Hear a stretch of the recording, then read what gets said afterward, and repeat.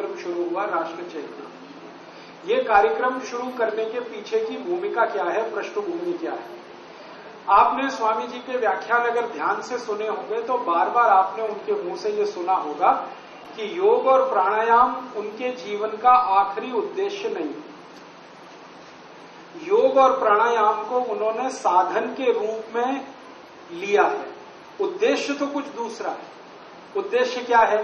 वो चाहते हैं कि भारत देश फिर से सोने की चिड़िया बने और विश्व गुरु के स्थान पर स्थापित हो। भारत फिर से सोने की चिड़िया बने और विश्व गुरु के स्थान पर स्थापित हो, ये उनका आखिरी लक्ष्य है। योग और प्राणायाम साधन है, साध्य ये है कि भारत फिर से सोने की चिड़िया बने। अब जब ये प्रश्न उठता है कि भारत फिर से सोने की चिड़िया बने और विश्व गुरु के स्थान पर हो, तो इसका सीधा सा उत्तर है कि भारत कभी सोने की चिड़िया था या रहा होगा? फिर से तो तभी बनेगा ना, पहले कभी रहा होगा। स्वामी दयानंद जो आर्य समाज के स्थापक थे, जिन्होंने आर्य समाज की स्थापना की, जिनके भवन में हम बैठे हैं, स्वामी दयानंद जी ने एक वाक्य लिखा है, बहुत बहुत गहरी बात है, कि भारत वो पत्थर था जिसको छूने के बाद कोई भी पारस होता था, ऐसा पत्थर सोने का। तो स्वामी जी ने ये लिखा है तो ऐसे ही नहीं लिखा, उसके पीछे कोई गहरी बात होगी, क्योंकि स्वामी दयानंद जी के बारे में तो ये बात बिल्कुल निर्विवाद कही जाती है कि वो कोई चीज असत्य नहीं लिखते, असत्य कभी बोला नहीं, असत्य कभी लिखा नहीं, और हमेशा जीवन में दूसरों को उपदेश दिया कि सत्य को ग्रहण करना और असत्य को छोड़ना, उसके लिए हमेशा तैयार हो। तो उन्होंने जब ये लिखा बहुत पहले सत्यार्थ प्रकाश में, और फिर उनके उपदेशों में ये सब बात आई है, तो कुछ तो इसके पीछे राज होगा। एक बार मैंने ये बात मेरे गुरु से पूछी।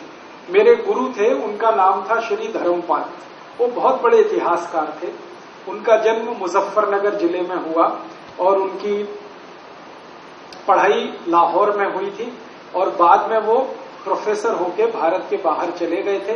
लंदन में टेम्स यूनिवर्सिटी में करीब 40 साल उन्होंने पढ़ाया, और कई देशों में वो विजिटिंग प्रोफेसर थे।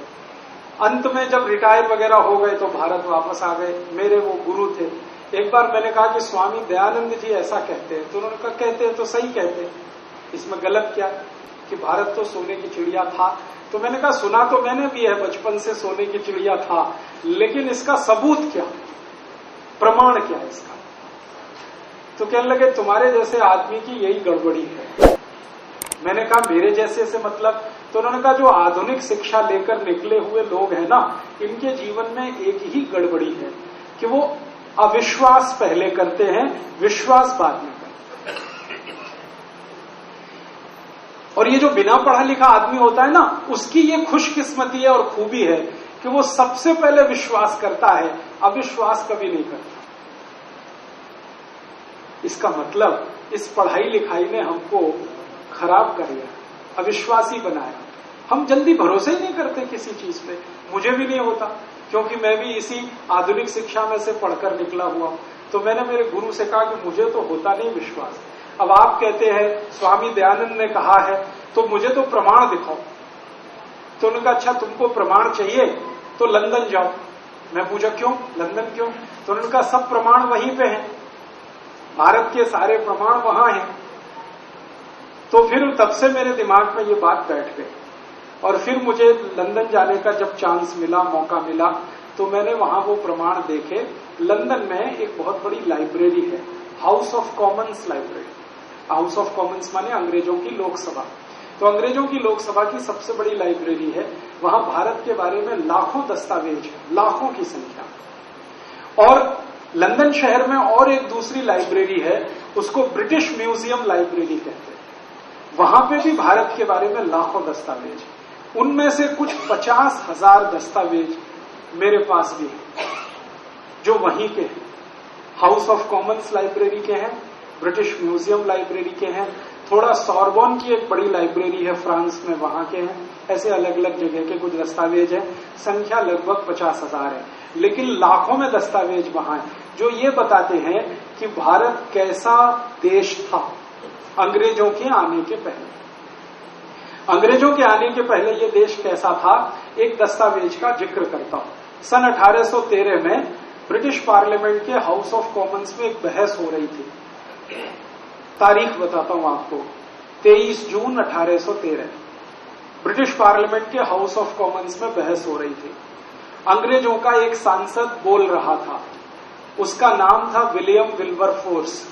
3.5 घंटे वो भाषण दिया। उस भाषण में वो भारत के बारे में जिक्र किया। उसने भाषण की शुरुआत की थी हाउ टू क्रिश्चियनाइज इंडिया। भाषण की शुरुआत हुई थी भारत को ईसाई कैसे बनाया जाए, यहां से शुरू किया। उसका पूरा भाषण मेरे पास है। उसमें वो कहता है कि भारत को ईसाई बनाना। क्यों बनाना है? इसलिए बनाना है कि ये देश धन धान्य से भरपूर है भारत, और इसलिए बनाना है कि अंग्रेजों का देश बहुत गरीब है, तो अंग्रेजों को गरीबी मिटानी है, तो वो भारत की अमीरी से मिट सकती है।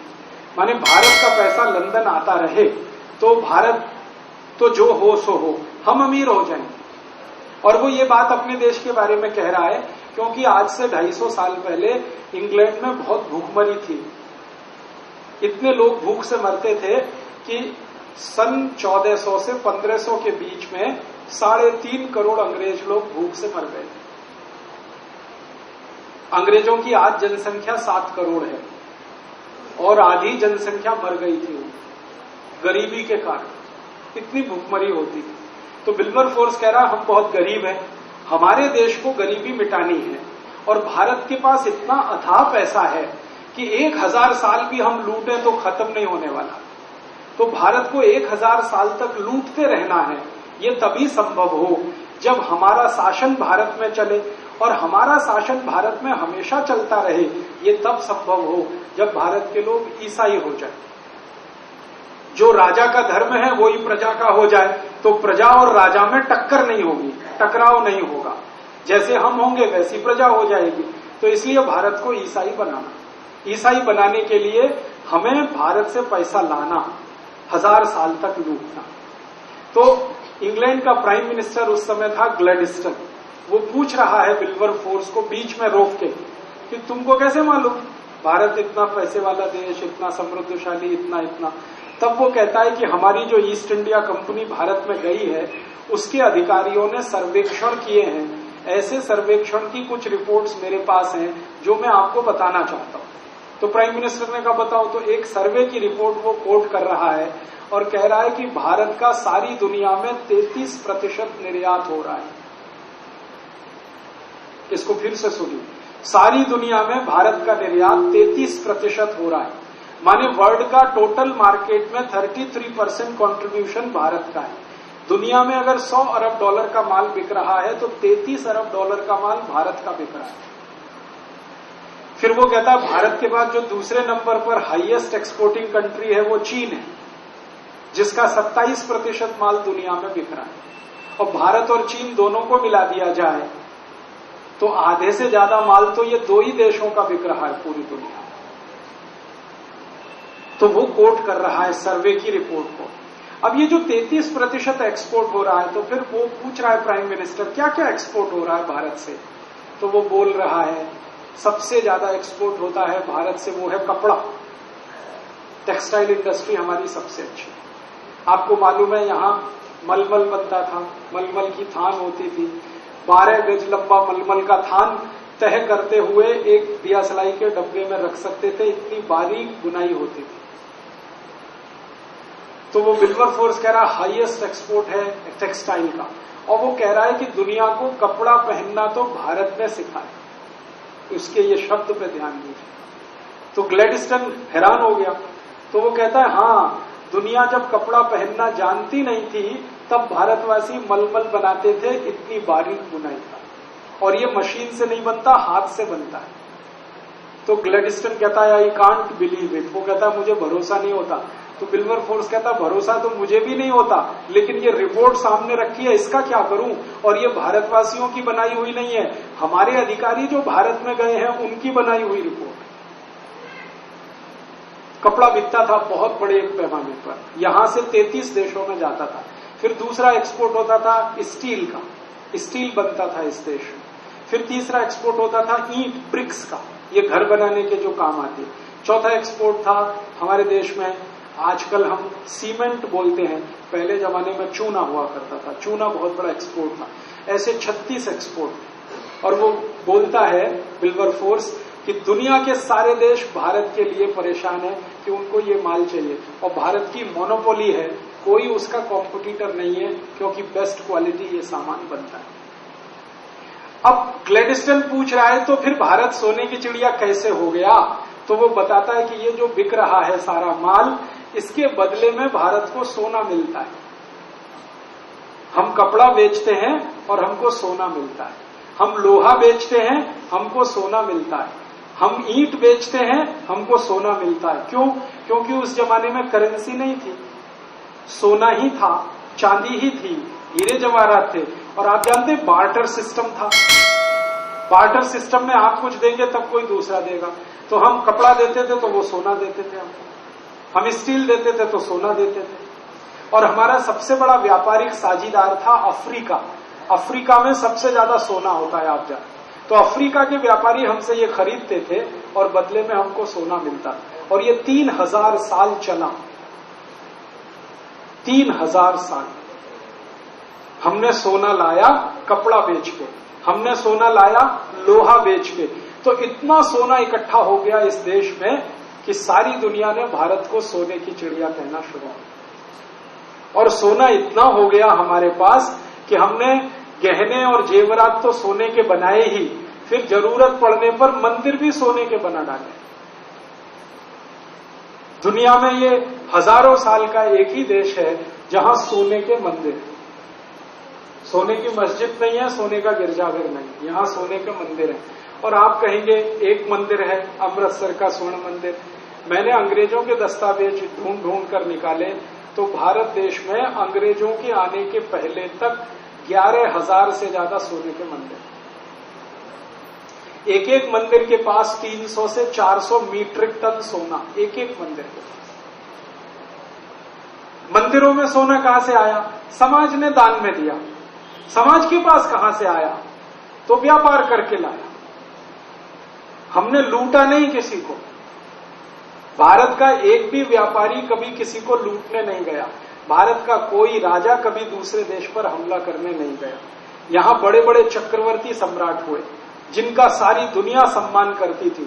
चंद्रगुप्त विक्रमादित्य को आप जानते हैं, हर्षवर्धन को आप जानते हैं, अशोक को आप जानते हैं। सारी दुनिया इनके चरणों में पड़ी रहती थी, लेकिन ये कभी दूसरे देश को लूटने नहीं गए। गए तो धर्म प्रचार करने गए। हमने लूटा किसी को नहीं। फिर सोना कहां से आया? व्यापार करके कमाया हमने, और व्यापार में हम सबसे ऊपर थे, इसलिए इतना सोना है। तो वो सोना चांदी इतना जमा हो गया था इस देश में, इसलिए सारी दुनिया में सोने की चिड़िया नाम से भारत प्रसिद्ध हो, क्योंकि व्यापार बहुत ऊंचा था इस देश में। ये दस्तावेज पढ़ने के बाद मुझे पहली बार पता चला कि भारत उद्योग प्रधान देश था, सिर्फ कृषि प्रधान नहीं था। हमको ये बताया गया ना, भारत कृषि प्रधान देश। कृषि तो सेकेंडरी है, उद्योग तो प्राइमरी थे। और ये सब इतना सारा 3000 साल हम सोना कमाते रहे, कमाते रहे, कमाते रहे, फिर मंदिर बनाते रहे, सोना दान करते रहे। सोने का उपयोग इस देश में सबसे ज्यादा है, आज भी सबसे ज्यादा। हम गरीबी में हैं, फिर भी दुनिया का सबसे ज्यादा सोना इसी देश में। भले वो घरों में है, ये अलग बात है, लेकिन है अभी भी इस देश में। तो इसलिए ये देश पैसे वाला, समृद्धशाली बना। और यही कारण था जो अंग्रेज यहां आए, फ्रांसीसी आए, डच लोग आए, पुर्तगाली लोग आए। आप जरा सोचो, अगर हम गरीब होते और भुखमरी के शिकार होते तो अंग्रेज यहां 200 साल झक मारते। 200 साल, 2-4 साल में लौट जाते। अगर हम गरीब होते, भुखमरी के शिकार होते, तो फ्रांसीसी क्यों आते? वास्को डिगामा क्यों आया अपनी पूरी फौज लेके? सिकंदर क्यों आया यूनान से चलकर यहां तक? ये सारे लोग आए क्योंकि हमारे पास कुछ था, और वो दो ही चीजें थी, एक तो ज्ञान और दूसरा पैसा, समृद्धि। ज्ञान भी बहुत था इस देश में। और भारत तो नाम ही ज्ञान है। संस्कृत का शब्द है भा। भा का मतलब है ज्ञान, और रत माने लगा हुआ। ज्ञान में लगा हुआ देश है ये भारत। ज्ञान भी बहुत ऊंचा। कितने हजारों विद्यार्थी विदेशों से आकर यहां पढ़ते थे, आपने इतिहास में पढ़ा होगा। विश्वविद्यालय तक्षशिला, नालंदा, ये तो दो नाम है, ऐसी हजारों विश्वविद्यालय थे। मेरे पास पूरी सूची है कितने विश्वविद्यालय कहां कहां थे इस देश में। तो ज्ञान में बहुत ऊंचा था, पैसे में बहुत ऊंचा था। तो दो ही खोज में सब आते थे, कोई ज्ञान लेने आता था, कोई पैसा लेने आता था। इसलिए हजारों साल हम कहीं नहीं गए, सब यहां आए।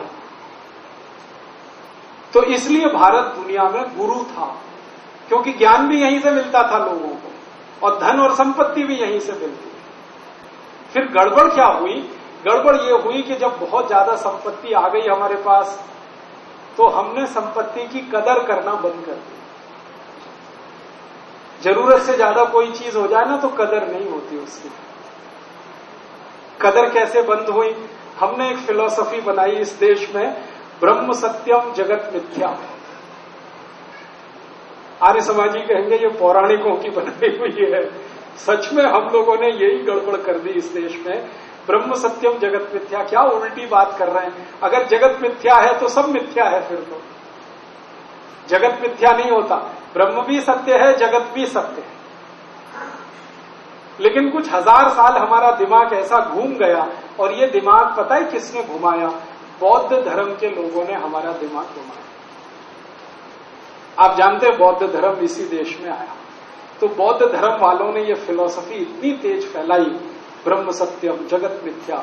तो ये सोना है, चांदी है, ये जगत है, ये मिथ्या है, बेकार है, इसको छोड़ो, जाने दो, माया है, मत फंसो। तो मत फंसो, मत फंसो, मत फंसो। तो माया से हमको दूर हटाते गए, तो जगत से भी दूर हटते गए। फिर परिणाम क्या हुआ कि जब विदेशी आए लूट मार करने के लिए, तो हमने कहा अरे क्या है, माया है, लूट रहे हैं, लूटते दो। तो जो विदेशी आया वो लूट के ले गया, हम तालियां बजाते रहे। सोमनाथ का मंदिर लूटने के लिए महमूद गजनवी आया, 17 बार उसने मंदिर लूटा, और मंदिर के पुजारी खामोश लूट को देखते रहे। 250 पुजारी थे और 117 महमूद गजनवी के सैनिक थे।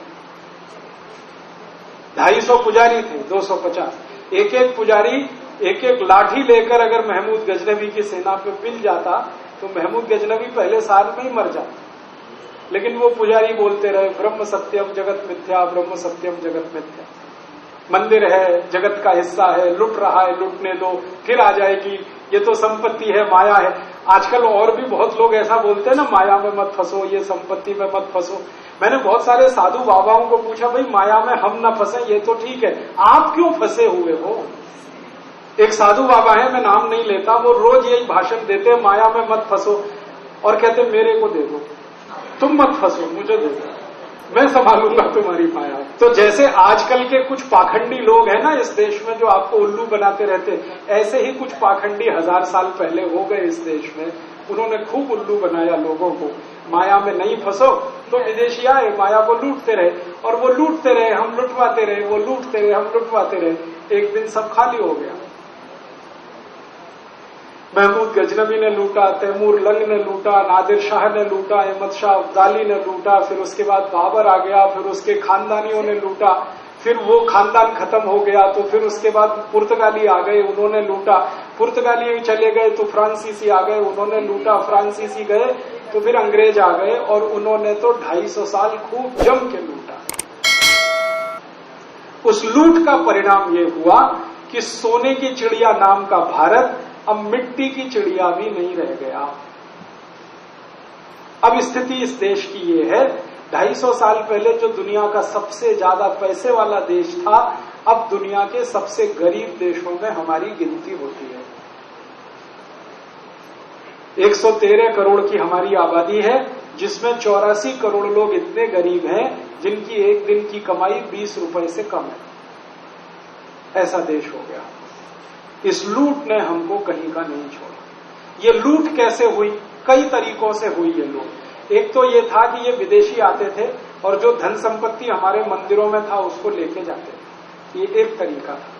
दूसरा ये तरीका था कि विदेशी आते थे और हमको उल्लू बना के अपना माल बेचते थे और हमारा पैसा मुनाफे के रूप में लेके जाते थे। जिन चीजों की हमें जरूरत नहीं वो हम उनसे लेते थे। आप सोचो, दुनिया में ऐसा कोई समाज है जो अपनी जरूरत के बिना का सामान खरीदे? हमने खरीदा, आज भी खरीद रहे हैं। हमारी अकल ही खत्म हो गई है कि ये हमें चाहिए कि नहीं चाहिए।